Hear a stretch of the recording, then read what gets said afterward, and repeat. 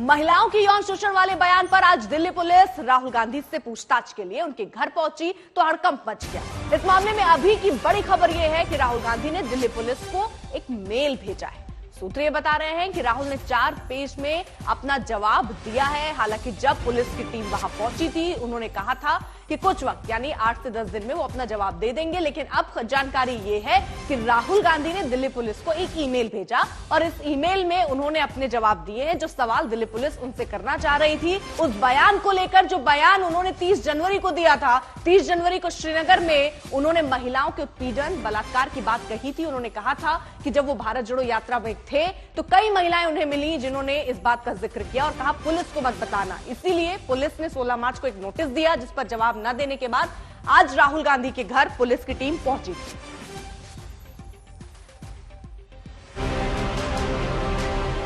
Police को भेजकर वो इश्यू को अलग करना चाहते हैं। पुलिस अगर उनसे पूछताछ कर रही है तो कोई गुनाह नहीं कर रही। जम्मू कश्मीर के अंदर क्या विपक्ष को पूछना हक नहीं है क्या? राहुल गांधी, आपका अहंकार भारत की जनता के विश्वास के ऊपर नहीं।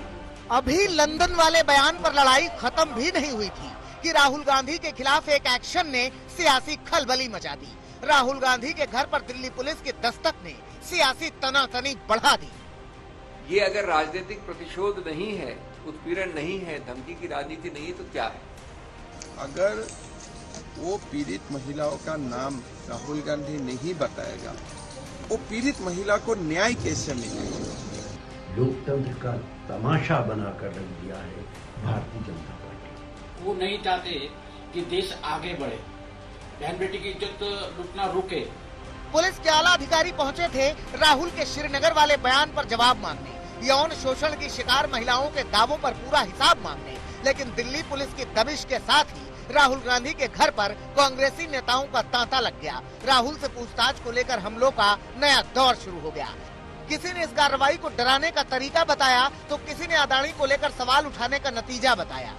तो क्या नतीजे हैं? जिस प्रकार मोदी जी, उनकी गवर्नमेंट गिरती जा रही है, पार्लियामेंट के अंदर अडानी जी को लेकर गिरती जा रही है, जवाब देते बनता नहीं है। और जब मुद्दा उठा रहे हैं, जम्मू कश्मीर के अंदर क्या विपक्ष को पूछना हक नहीं है क्या?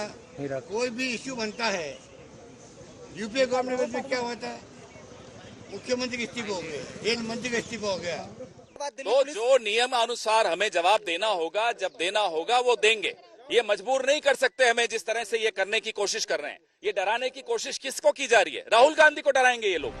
आरोपों और हमलों के इस दौर के बीच आपको वो बयान भी सुनाते हैं जो भारत जोड़ो यात्रा के समापन के मौके पर राहुल गांधी ने श्रीनगर में दिया था। अपने इस भाषण में राहुल गांधी ने यौन शोषण की शिकार महिलाओं का जिक्र किया था।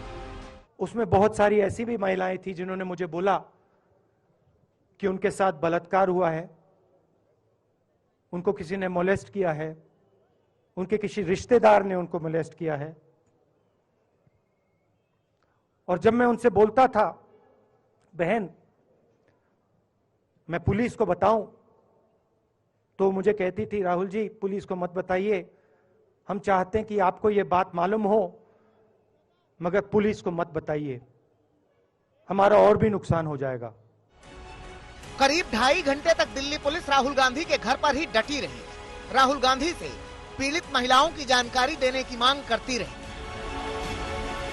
दिल्ली पुलिस को 16 मार्च को नोटिस भेजा गया। दिल्ली पुलिस ने राहुल गांधी को 16 मार्च को नोटिस भेजा और जवाब देने के लिए कहा, डिटेल्स मांगी कि आखिर वो कौन सी महिलाएं हैं जिन्होंने आपको इस बारे में, यौन शोषण के बारे में शिकायत की, रो रो कर ये बताया कि उनके साथ बलात्कार हुआ। उनकी डिटेल दी जाए जिसके बाद लीगल एक्शन लिया जा सके। हालांकि राहुल गांधी ने उस नोटिस का कोई जवाब नहीं दिया, जिसके बाद आज सुबह तकरीबन 10 बजे के आसपास जो स्पेशल कमिश्नर है, डीसीपी है और दिल्ली पुलिस के कई सीनियर ऑफिशियल वो राहुल गांधी के आवास पर पहुंचे।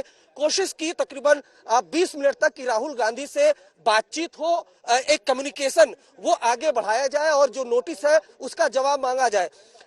काफी देर तक जवाब नहीं आया। उसके बाद जो दूसरा गेट है वहां से स्पेशल कमिश्नर जो डीसीपी है वो अंदर दाखिल हुए।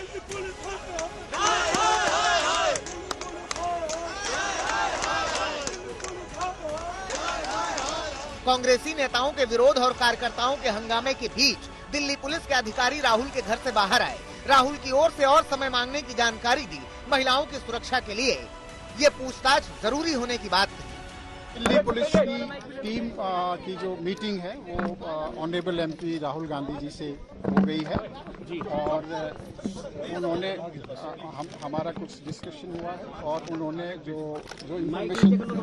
इन्फॉर्मेशन हमने मांगी है वो इन्फॉर्मेशन हमें देंगे। उन्होंने कहा कि उनको कुछ समय लगेगा और जैसे ही वो तैयार हो जाता है वो हमें देंगे। इसके अलावा हमने एक उनको रिटन में नोटिस दिया है, नोटिस उनके ऑफिस में एक्सेप्ट कर लिया है और वो हमें उसका जवाब देंगे। उसके बाद फिर आगे कार्रवाई होगी। अगर पूछताछ की जरूरत होगी तो पूछताछ की जाएगी। पुलिस के अधिकारी तो राहुल गांधी के घर से लौट गए, लेकिन इस एक्शन पर हंगामा इतनी जल्दी थमने वाला नहीं।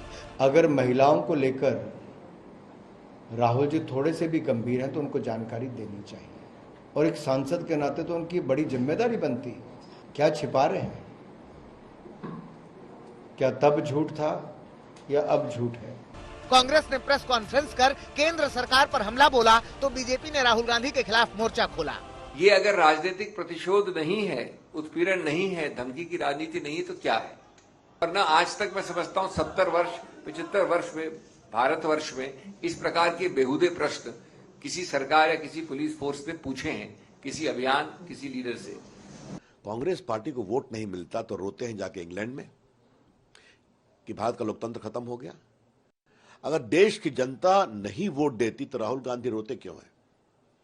राहुल गांधी, आपका अहंकार भारत की जनता के विश्वास के ऊपर नहीं हो सकता। कांग्रेस बयान के 45 दिन बाद राहुल गांधी को नोटिस भेजे जाने को सियासी साजिश से जोड़ रही है। साफ है कि विदेश में बयान, अदानी पर घमासान के बीच संसद में संग्राम का एक और अध्याय जुड़ गया है, जिसका असर सोमवार को सदन में दिखाई देगा। राहुल गांधी के घर दिल्ली पुलिस को लेकर संसद में नया हंगामा होगा। दिल्ली से मौसमी सिंह और अरविंद ओझा के साथ आज तक ब्यूरो।